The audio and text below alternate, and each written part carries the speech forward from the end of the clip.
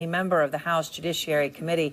And Congressman, I appreciate your time tonight. Let's start with this breaking news on the Mueller investigation. More charges are expected. Look, we've had almost 200 criminal counts now brought in this investigation, now expecting more. Do you think the special counsel is anywhere near done?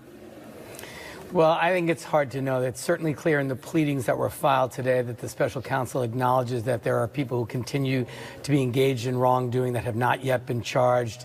But this filing has really revealed some really explosive information.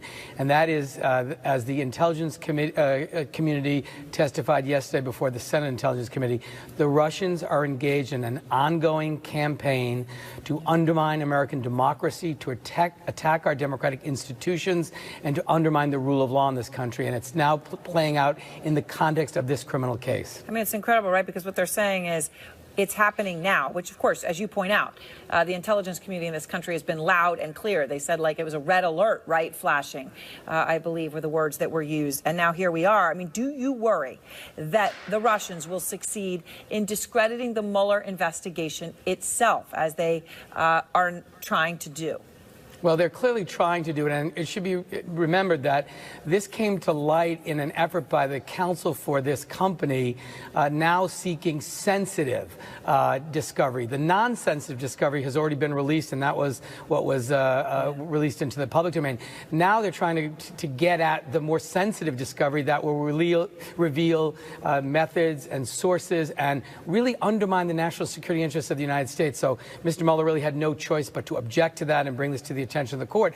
But again, this is a sophisticated campaign. The Russians attacked our democracy in 2016. They're at it. They continue to be at it. What makes it particularly difficult is that the President of the United States has also attempted to undermine the Mueller investigation from the very beginning, attacking Mr. Mueller, attacking the integrity of the investigation. So what we need to do as people who are committed to preserving our democracy and protecting Mr. Mueller is we need to pass legislation to protect him from any political interference so he can complete his work. So, you know, as the president calls the Russia investigation a hoax and a witch hunt again and again and again, no matter how often it is pointed out that the majority of those charged have, of course, been Russian with attacking this nation's democracy, has his response slowed down, hindered, hurt America's ability to defend itself against this happening again?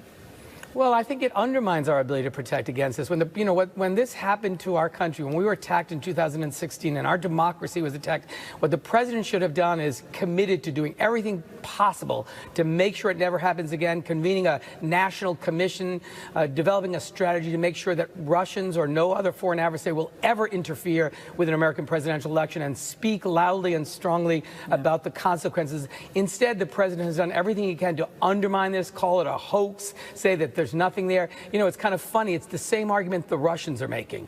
They're trying to undermine Robert Mueller, and so is President Trump. It makes you wonder why.